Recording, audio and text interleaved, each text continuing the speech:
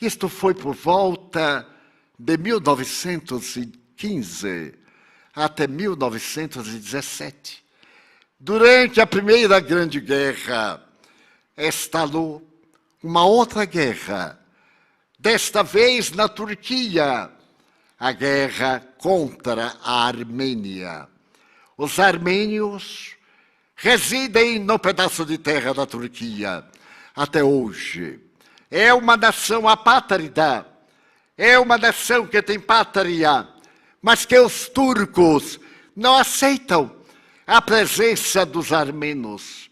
E em 1915 declararam guerra. Mas uma guerra contra o povo que não tinha armas. E numa população de 3 milhões de pessoas, entre 1915 e 1917, morreram 1.600.000 armênios. O Papa Francisco, numa das suas homilias, tem a ocasião de dizer que foi um genocídio. Claro que a Turquia nega. O seu desejo era liberdade, era reconquistar a terra. Mas o problema vem desde o Império Otomano. E certo dia pela manhã, em 1916, uma família modesta de uma aldeia está fazendo de jejum. A porta do andar térreo é arrombada e um grupo de homens, dirigidos por um homem mais baixo, com um cap cobrindo-lhe a testa, quase cobrindo-lhe os olhos, sobem a escada. À mesa estão a mãe, o pai e 2 jovens, uma de 12 anos, a outra de 15. E aquele homem terrível saca do revólver, sem uma palavra, mata o pai de família. E volta-se e mata a mãe de família. E pega a jovem e joga aos chacais. A tropa a estupra, despedaça ali. Enquanto a menos jovem está estarrecida, e ele a puxa pelos cabelos, arrasta, desce a escada e leva para a propriedade que agora controla nos arredores. É um bordel. Fez dela uma das mulheres que o serviam. Era um psicopata e, portanto, a sua afetividade era doente. Explorou-lhe as carnes da alma e ela sofreu. Até que conseguiu seduzir um guarda e fugiu. Mas eram ossos e uma pele pálida que cobria aquele corpo frágil. Ela fugiu para Istambul, a velha Constantinopla. Passaram os anos, muitos anos.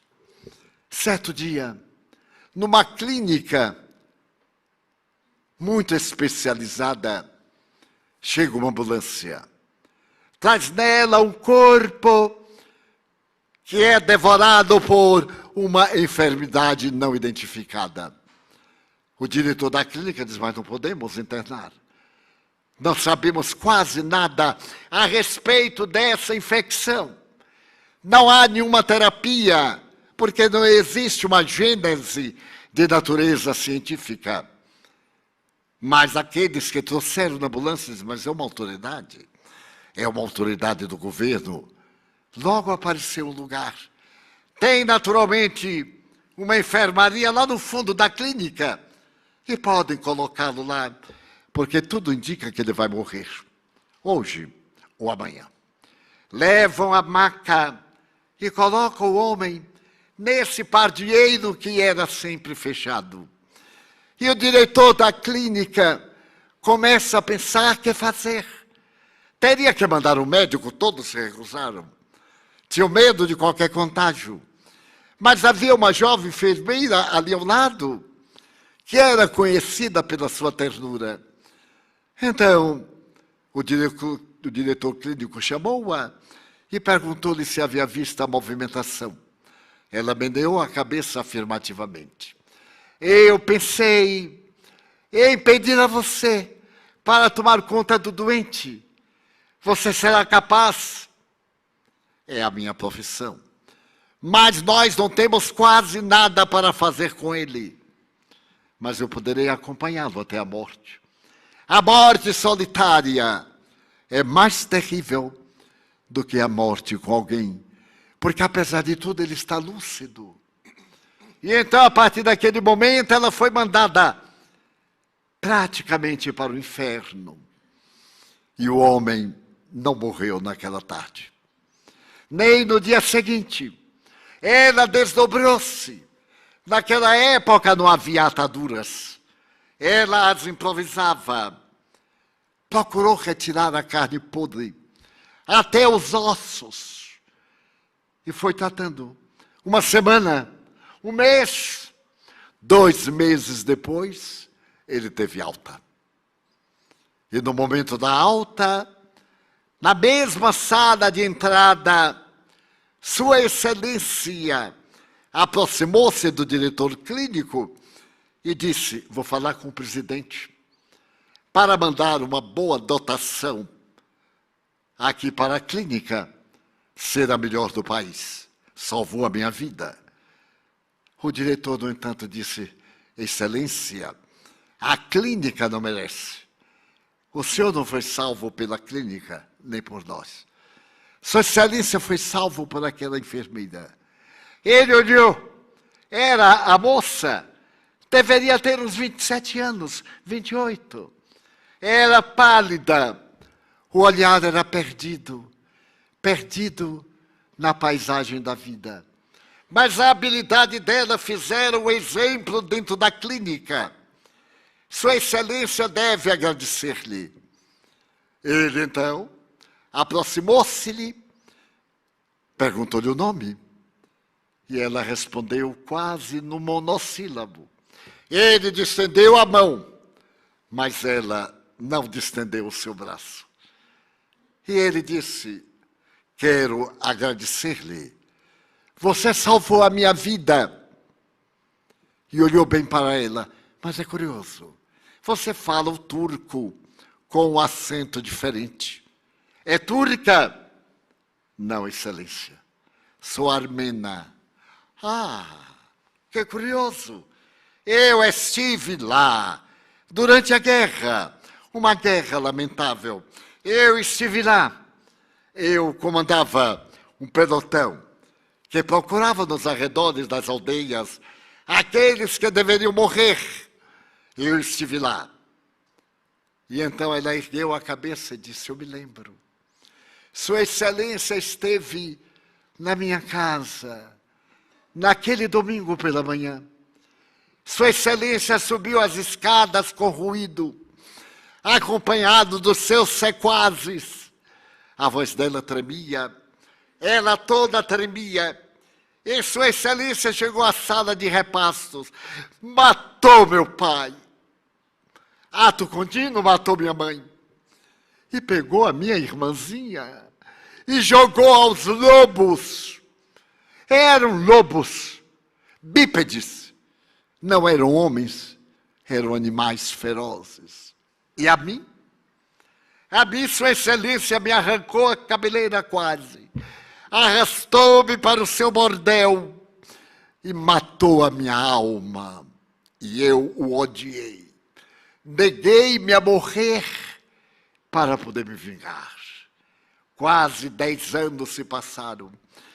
E eu fui fazer enfermagem para que um dia eu pudesse encontrá-lo e matá-lo lentamente.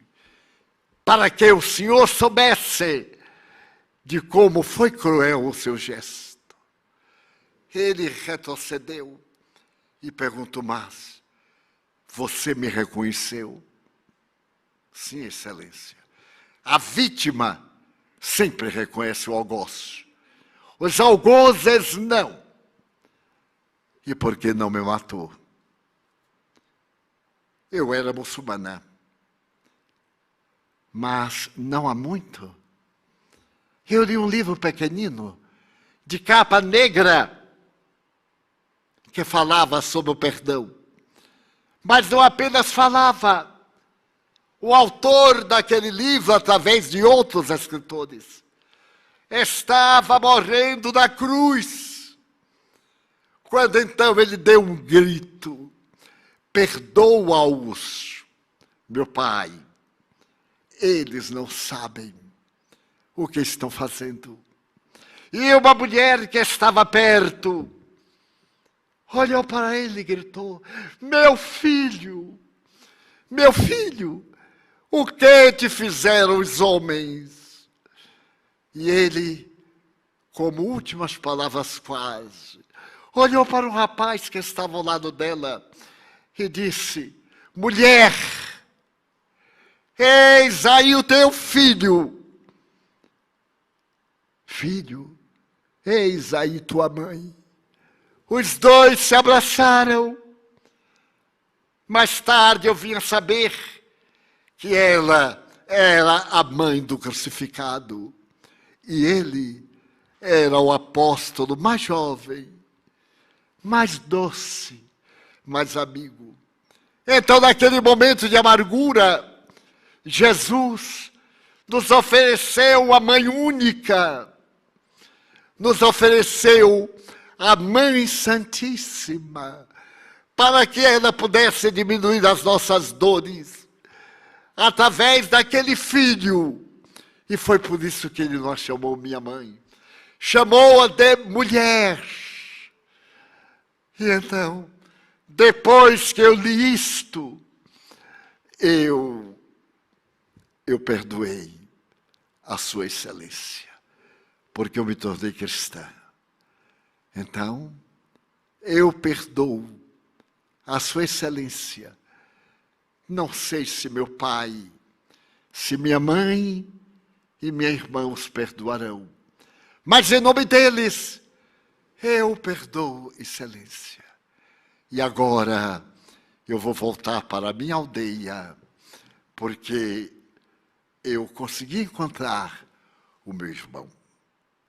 E sua excelência, dominado pela angústia terrível, não disse nada. E ela voltou para a sua aldeia, com o perdão embutido do coração, para poder viver em paz, servindo a humanidade. Será que você perdoaria? Eu me tenho perguntado desde quando li essas páginas da história, do dia a dia, porque ainda se mata, se crucifica, se malsina, se calunia, se destrói as esperanças. Os animais da fúria da guerra, o monstro da guerra, estão soltos, todos eles despedaçando corações e encontrando ressonância em nós, que ainda não tivemos a coragem de destruir o pior inimigo da humanidade, na opinião sublime de Allan Kardec.